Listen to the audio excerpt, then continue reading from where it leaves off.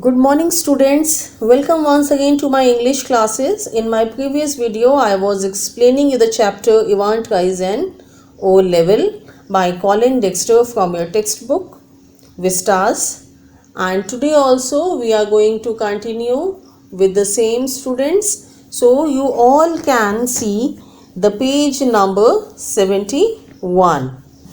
And we could easily get one of the parcels from St. Mary Max to invigilate if that's fine. Yes, they seem to have a lot of parcels there, don't they? The two men chuckled good naturedly, and the secretary had a final thought.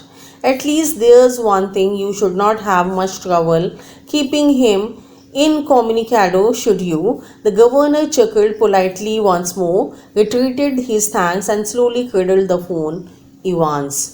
So now students, as you know that there was an unusual request by the governor of Oxford prison to the secretary of the examination board, as one of the prisoner, James Roderick Evan, wanted to appear for the O-level German examination. So these two who? The governor of Oxford prison and the secretary of the examination board, they were having a chit chat, or you can say a conversation on the phone. So later, when the deal was okay and the secretary of the examination board allowed Evans to take the examination of O-level German language, then they were having a chuckling over the phone.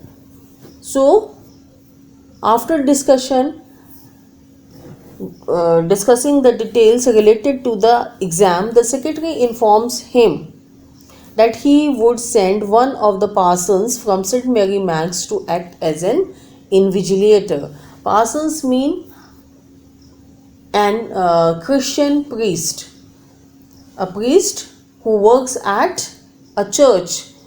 That parson will be sent to the jail just to invigilate Evans when he will be giving examination.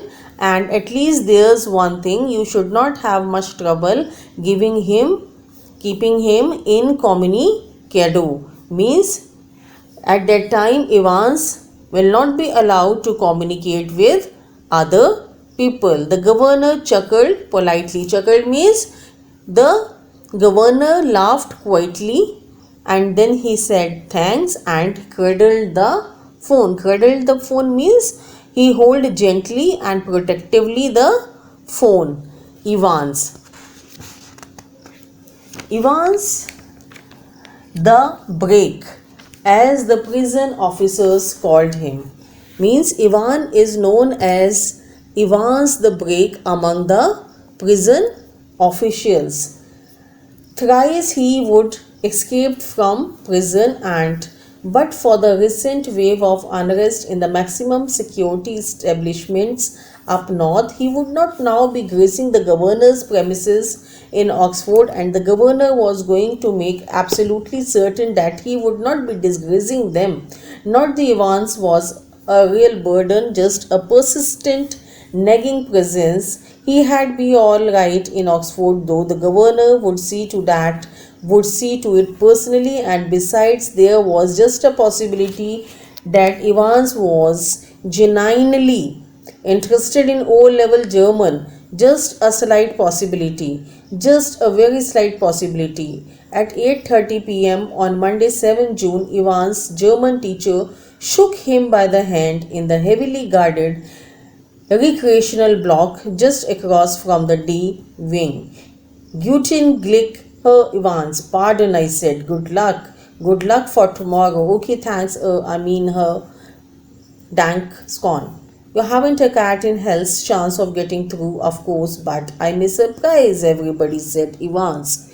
So, students, in prison, Ivan was famous with the name Evans the break among the prison officers, because 3 times he had escaped from the prison.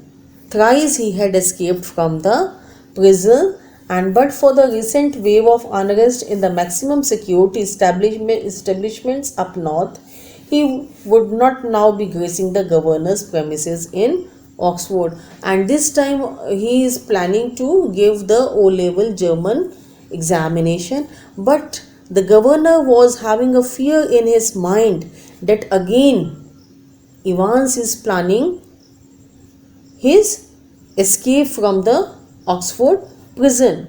But he also thinks that there must be a slight possibility that Ivan is genuinely interested in O-level German examination.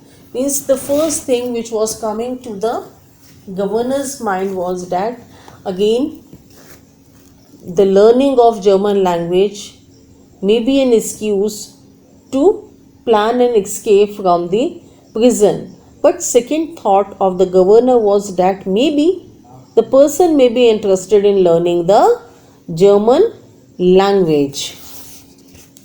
But thinking and keeping all these things in consideration, the governor has planned a tight security for the Evans. At 8:30 p.m. on Monday 7 June, Evans' German teacher shook him by the hand in the heavily guarded recreational block just across from D Wing. So now on 7th June, the timing was 8:30 p.m. The German tutor wished Evans good luck for the exam, which was on the following day. Following day means the next day. And he expresses his concern that Evans has hardly any chance of getting through by saying the word that you haven't a cat in hell's chance of getting through, of course. So the tutor, he said that Ivan is hardly having any chance to pass the examination. But what the Evans replied? Evans said that I may surprise everybody. At 8:30 the following morning, Evans had a visitor, two visitors in fact. He tucked his grubby string vest into his equally grubby trousers and stood up from his bunk, smilingly cheerfully. Morning, Mr. Jackson, this is indeed an honor. So the following day means when the exam has to be planned or when the exam was scheduled, on that day morning, it was the 8:30 a.m. and Evans had a visitors. Not a single visitor, two visitors were there in fact. He tugged means he pushed his grubby means full of dirt, means dirty vest into his trousers. So the clothes of Evans were also dirty, full of dirt they were. He stood up from his bunk you can say that it's a self-like bed, one on the top of the other. One bed is there, then again on the top of it it's again a bed, and then again there is a bed.